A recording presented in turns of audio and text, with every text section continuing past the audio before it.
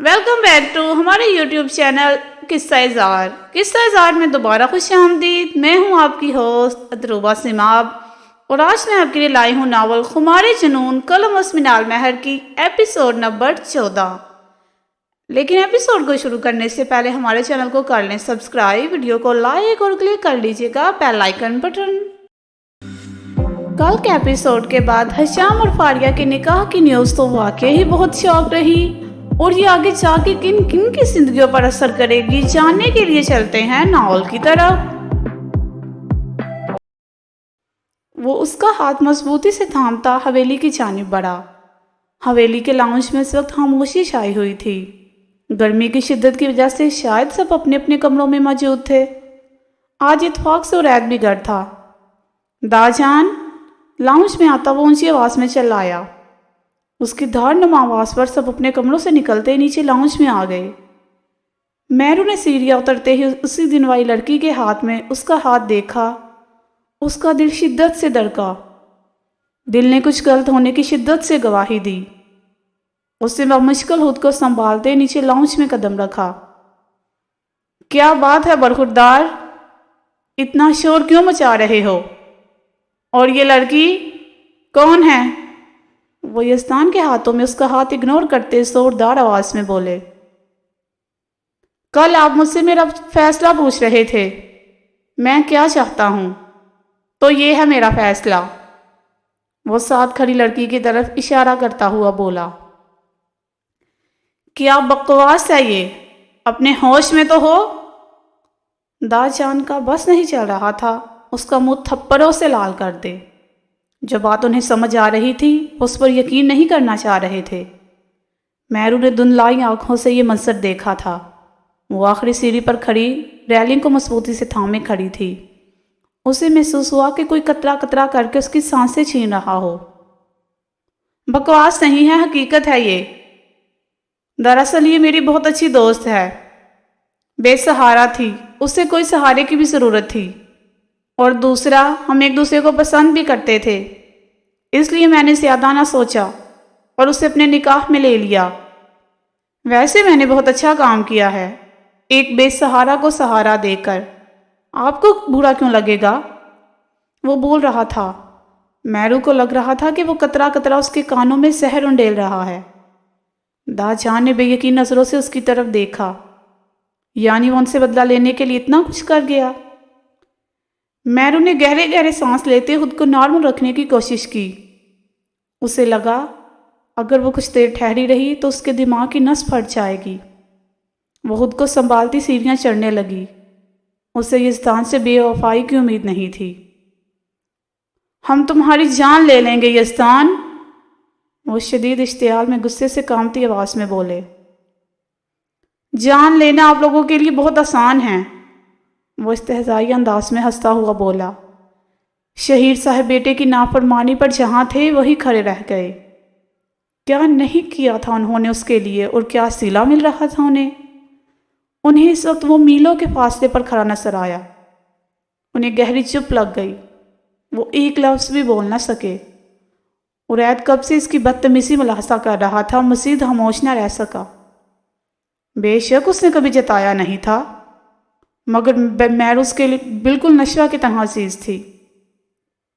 اس نے کبھی اسے کسی سے بدتمیزی کرتے ہوئے نہیں پایا۔ اپنی معصوم نیچر کی وجہ سے ہی شاید وہ گھر میں سب کی لاڈلی تھی۔ کسی نے میرو کا جانا نوٹ کیا ہو یا نہ کیا ہو، عرید نے اس کی ایک ایک حرکت کو بغور دیکھا تھا۔ اسے اپنی کچھ دن پہلے اسوا سے کہی اپنی بات یاد آئی، جب اس نے بڑے یقین سے کہا تھا کہ یزدان اپنی بیوی کے پیچھے پاگل ہے۔ اسے اپنے ہی الفاظ کھوکھلے لگے۔ عرید اس کے روبرو آ کر کھڑا ہوا۔ کیا تکلیف ہے تمہارے ساتھ؟ کیوں سب کو پریشان کر رہے ہو؟ اگر تمہاری وجہ سے میرو کو تکلیف ہوئی تو میں تجھے چھوڑوں گا نہیں، وہ اسے وارن کرنے والے انداز میں بولا۔ تمہارا اس سب معاملے سے کوئی لینا دینا نہیں، اس سب معاملے سے دور رہو، وہ بھی اسی کے انداز میں دو بدو بولا۔ کیوں نہیں لینا دینا میرا؟ میرو مجھے بالکل نشوہ کی طرح ہے، اگر اسے کوئی تکلیف پہنچائے گا تو میں خاموش نہیں بیٹھوں گا۔ عرید کا بس نہیں چل رہا تھا۔ اسے اور ساتھ کھڑی اس بے شرم لڑکی دونوں کو گولیوں سے بھون کر رکھ دے۔ بحث کا سلسلہ طویل ہوتا جا رہا تھا۔ اسوا نے ایک نظر اوپر دیکھا جہاں سے کچھ دیر پہلے ہی میرو اوپر گئی۔ اسے میرو کی فکر ہوئی اور اپنا آپ یہاں انفٹ لگا۔ وہ سیڑھیاں چڑھتی اس کے پیچھے اوپر کی طرف بڑھ گئی۔ میرو سب کی آوازوں سے بچتی، کان لپیٹتی، بمشکل سیڑھیاں چڑھتی اوپر پہنچی تھی۔ اسے یقین نہیں آ رہا تھا اس کا جان لٹانے والا یزدان اتنا بدل گیا۔ آنکھوں کے آگے بار بار اندھیرا چھا رہا تھا جسے وہ سر چٹکتی نظر انداز کر رہی تھی۔ اتنے دنوں سے جس آنکھوں دیکھی حقیقت کو وہ چٹا رہی تھی، آج کسی عذاب کی طرح اس کے سر پر نازل ہو چکی تھی۔ اس نے ہینڈل پر ہاتھ رکھ کر کمرے میں داخل ہونا چاہا، مگر اتنی مہلت نہیں ملی۔ آنکھوں کے آگے اندھیرا چھاتا چلا گیا۔ وہ زمین پر گرتی چلی گئی۔ اسوا نے جیسے ہی اوپر قدم رکھا، اس کی پہلی نظر زمین پر گری میرو پر پڑی۔ وہ حواس پاختہ سی اس کی طرف آئی۔ میرو! اس نے میرو کا گل تھپتھپا کر اسے ہوش میں لانے کی کوشش کی، مگر بے سود۔ وہ بھاگتی ہوئی سیڑھیوں کی طرف بڑھی۔ دا جان! وہ میرو! وہ سیڑھیوں پر کھڑی اونچی آواز میں چلاتی ہوئی بولی۔ کیا ہوا میرو کو؟ دا جان تیزی سے اس کی طرف آتے ہوئے بولے۔ دا جان! وہ میرو بے ہوش ہو گئی ہے، وہ واپس سیڑھیاں چڑھتی ہوئی بولی۔ یزدان نے سب کو اوپر کی جانب بھاگتا ہوا دیکھا، مگر وہ بے حس بنا وہی کھڑا رہا۔ پھر دل میں نہ جانے کیا سمائی، نیہا کا ہاتھ تھامتا حویلی سے نکلتا چلا گیا۔ مراد نے قہر بڑی نظروں سے یہ منظر دیکھا تھا۔ سب گھر والے میرو کے کمرے کے باہر جمع تھے۔ ڈاکٹر اندر اس کا معائنہ کر رہی تھی۔ سب گھر والوں کی سانس سینے میں اٹکی تھی۔ یزدان کی بے حسی پر دا جان کڑک کر رہ گئے، کڑ کے رہ گئے۔ اس وقت انہیں اپنے فیصلے پر بے حد افسوس ہوا۔ کچھ دیر بعد ڈاکٹر صاحبہ کمرے سے باہر نکلی۔ جب سبھی ان کی طرف متوجہ ہوئے، انہوں نے کسی چیز کا بہت زیادہ سٹریس لیا ہے۔ انہیں اتنا تیز بخار ہے، کسی نے چیک اپ کروانا ضروری نہیں سمجھا۔ ڈاکٹر ان کی لاپرواہی پر کرتی ہوئی بولی۔ جب سے یزدان کو کسی لڑکی کے ساتھ دیکھا تھا، اس نے اس بات کا سٹریس لیا تھا جس کا نتیجہ بخار کی صورت میں نکلا، لیکن اس نے گھر پر اپنی طبیعت خرابی کے بارے میں کسی کو بھی نہ بتایا۔ اسے ٹینشن سے دور رکھیں، اس کا نروس بریک ڈاؤن بھی ہو سکتا ہے۔ مہربانی کر کے انہیں خوش رکھنے کی کوشش کریں۔ میں تو حیران ہوں، اتنی چھوٹی سی عمر میں انہیں کس بات کی پریشانی ہے؟ وہ حیران کر انداز میں ان کی طرف دیکھ کر بولی۔ آپ فکر مت کریں، ہم ان کا دھیان رکھیں گے، مراد رسمی مسکراہٹ کے ساتھ بولا۔ ڈاکٹر کے جاتے ہی سب نے پریشانی بھری نظر سے ایک دوسرے کی طرف دیکھا۔ جو یزدان کر چکا تھا اس کے بعد ٹینشن کیسی نہ ہوتی۔ شہید صاحب خواہ مخواہ ہی نظر چرانے لگے، جیسے ساری غلطی انہی کی ہو۔ کتنا مان تھا انہیں یزدان پر کہ وہ میرو پر ایک آنچ تک نہیں آنے دے گا، مگر کتنی آسانی سے ان کا مان توڑ گیا تھا۔ اس نے حویلی سے باہر نکل کر نیہا کا ہاتھ چھوڑا، چہرے پر قرب کے گہرے سائے لہرائے۔ اپنے ڈگمگاتے قدموں کو سنبھالتے گاڑی کی بونٹ پر زور سے ہاتھ مارا۔ اس کے جارحانہ انداز پر نیہا نے گہرا سانس بھرا۔ اسے تکلیف پہنچا کر وہ خود بھی تکلیف میں تھا۔ نیہا نے اس کی اضطرابی حالت کو دیکھ کر کچھ بھی کہنا مناسب نہ سمجھا۔ کیوں؟ آخر میں ہی کیوں؟ کاش وہ سب نہ ہوا ہوتا، کاش ماں آج میرے ساتھ ہوتی تو یہ سب کبھی نہ ہوتا۔ وہ بے بسی سے چلا کر رہ گیا۔ وہ وہاں سے نکلنے کے بعد یزدان کے فلیٹ میں آئے تھے۔ وہ پچھلے آدھے گھنٹے سے مسلسل ادھر سے ادھر گردش کرتا گھوم رہا تھا۔ اسے مسلسل ادھر سے ادھر بے چینی سے ٹہلتے دیکھ نیہا غصے سے بولی۔ بہت اچھا ہو گیا یزدان، تمہارے بدلے کے پہلے قدم پر بہت اچھا نتیجہ نکل آیا۔ اب تو تمہیں خوش ہونا چاہیے تھا، مگر تم تو یوں پیدل مارچ کر رہے ہو جیسے تمہیں بہت بڑا فرق پڑ رہا ہو۔ وہ بھرپور طنز کے تیر اچھالتی ہوئی بولی۔ یزدان نے ایک غصے بھری نظر اس پر ڈالی۔